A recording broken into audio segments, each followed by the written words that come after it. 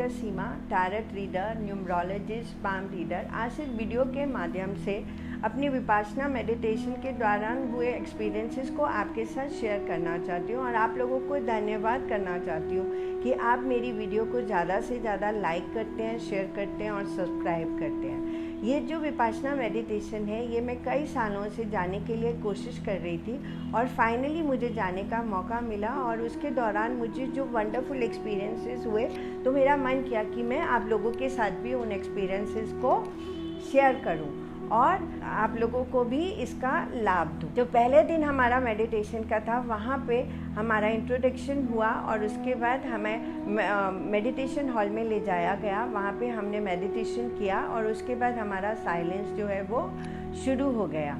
दूसरे दिन जब हमें सुबह 4 बजे उठना था और उसके बाद हमें मेडिटेशन के लिए जाना था। यहाँ पे एक चीज़ जो मेरे से गलती हुआ वो मैं आप लोगों के साथ शेयर करती हूँ कि जब आप वहाँ पे जाते हैं तो आपको मोबाइल तो अलाउड नहीं होता है, तो प्लीज़ उसके लिए आप अलार्म क्लॉक और अपना घड़ी ज़रूर लेकर के जाइए, क्योंकि टाइम देखने में और अलार्म के द्वारा उठने में आपको ईजी होगा। और उसके बाद में जब हम दूसरे दिन सुबह उठ के मेडिटेशन के लिए गए तो सेकंड और थर्ड डे का जो एक्सपीरियंस था वो हमें ब्रीदिंग के ऊपर कंट्रोल करना सिखाया गया और लंबे समय तक कैसे मेडिटेशन में बैठना है वो सिखाया गया और कैसे कंसंट्रेट करते हैं वो हमें सिखाया गया। इन 2 दिनों के दौरान जो मुझे प्रॉब्लम फेस हुई वो था कि मेरा बैक और नेक में बहुत पेन हुआ और इस पेन की वजह से मुझे बैठने में जो है वो मुश्किल हो रही थी और मैंने इसको अपनी टीचर के साथ शेयर किया। मेरी टीचर ने मुझे बैक सपोर्ट दिया और पर उन्होंने मुझसे ये कमिटमेंट भी लिया कि मैं आपको बैक सपोर्ट तो दे रही हूँ पर आपको उसको लगाना नहीं है। तो मैंने टीचर की बात को मानते हुए 10 डेज़ तक बैक सपोर्ट होते हुए भी बैक सपोर्ट नहीं लिया और बिल्कुल सीधा बैठ के मेडिटेशंस को फॉलो किया और इससे मुझे बहुत फ़ायदा हुआ।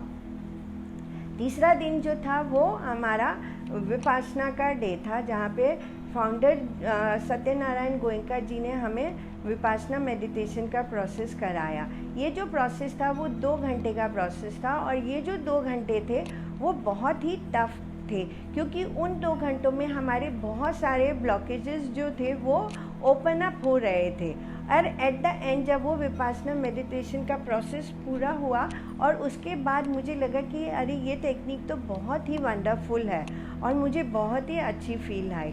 4th डे जब मैं सुबह मेडिटेशन करने के लिए गई और मेडिटेशन करने के बाद मुझे इतना अच्छा फील हो रहा था कि मुझे लग रहा था कि मैं अपनी फीलिंग्स को किसी और के साथ भी शेयर करूं, पर क्योंकि हम लोग साइलेंस में थे इसलिए हम किसी से बात तो नहीं कर सकते थे।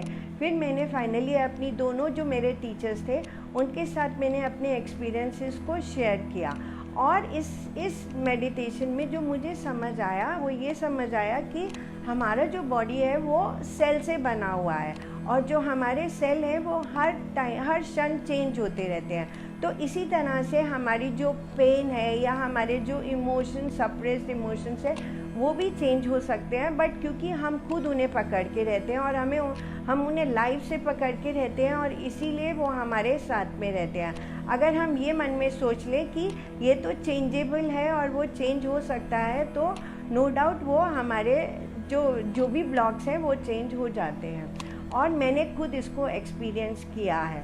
उसके बाद जो और दिन रहे उनमें मैंने बहुत सारे एक्सपीरियंसेस किए, जिसमें हमारे जो भी इमोशंस हैं जो फियर के रूप में है या हमारा इमोशन है, हमारा जितने भी और एक्सपीरियंसेस है या हमारा एंगर है वो किसी ना किसी रूप में हमारे सामने आते हैं। तो मेरा जो आया वो था मेरा फियर आया जो मुझे एक्सपीरियंस करना पड़ा। जब मैं 5th डे जो था, जब मैं अपने रूम में सुबह की मेडिटेशन करने के बाद गई तो मैंने अपने रूम में एक लिजर्ड देखा और मेरा जो फियर है वो लिजर्ड को लेकर के है। तो पूरे दिन मैं उसी फियर में रही और मैं उसी के बारे में सोचती रही। तो फाइनली मुझे उस फियर को ओवरकम करना पड़ा और लिजर्ड के होते हुए भी मुझे उसी रूम में रह कर के अपने फियर से लड़ना था। और मैं उसमें सक्सेसफुल भी हुई। इसी तरह से अगर आपके इमोशंस होते हैं तो आपको उनको भी, अपने इमोशंस को भी ख़त्म करना होता है। और जैसे जैसे मैं और आगे बढ़ती चली गई विपासना डेज़ में, वैसे वैसे मुझे और बहुत अच्छे अच्छे अनुभव होते चले गए। जो कुछ हम एक्सपीरियंस, कुछ हम शेयर कर पाते हैं, कुछ हम शेयर नहीं भी कर पाते हैं। और यहाँ इसमें इस 10 डेज़ के दौरान जो सबसे बेस्ट जो मुझे लगा वो था कि वहाँ का जो एनवायरनमेंट था वो बहुत ही खूबसूरत था।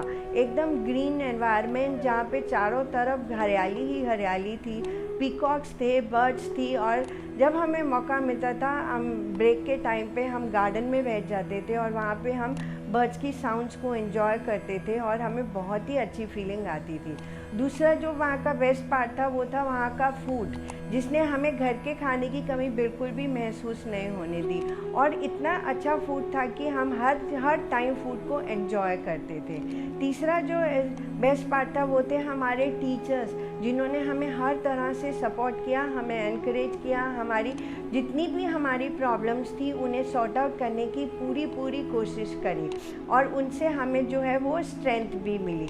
चौथा जो बेस्ट पार्ट था वो थे सर सत्यनारायण गोयनका जी, जिनकी वजह से ये मेडिटेशन टेक्निक जो है वो इंडिया में आई और हम सब लोगों ने उसे एक्सपीरियंस किया। इस तरह से मेरे 10 डेज़ विपासना के एक्सपीरियंसेस हुए और मैंने इसको बहुत ही अच्छे से एंजॉय किया। और मैं चाहूँगी कि ज़्यादा से ज़्यादा लोग इसको एक्सपीरियंस करें और मैं भी चाहूँगी कि मैं बार बार विपासना को एक्सपीरियंस करूँ, वहाँ पे जाऊँ, एज अ सर्वर भी मैं जाके अपनी जो हेल्प एंड सपोर्ट है उन लोगों को दूँ। जिस तरह से हमें लोगों ने हेल्प एंड सपोर्ट किया, हमारे सर्वर ने, उसी तरह से मैं भी जा कर के अपनी हेल्प एंड सपोर्ट देना चाहती हूँ। सत्यनारायण गोयनका जी की सिखाई हुई जो बातें थी वो आज तक मैं उन्हें फॉलो कर रही हूँ और उनकी सिखाई हुई राह पे चल रही हूँ और 2 टाइम मेडिटेशंस को फॉलो करती हूँ। और दोनों टाइम मेडिटेशन के बाद मैं ये ज़रूर बोलती हूँ कि सबका भला हो, सबका कल्याण हो, सबका भला हो, सबका कल्याण हो, सबका भला हो, सबका कल्याण हो, सबका भला हो, सबका कल्याण हो। शुक्रिया शुक्रिया शुक्रिया। Thank you. Have a good day.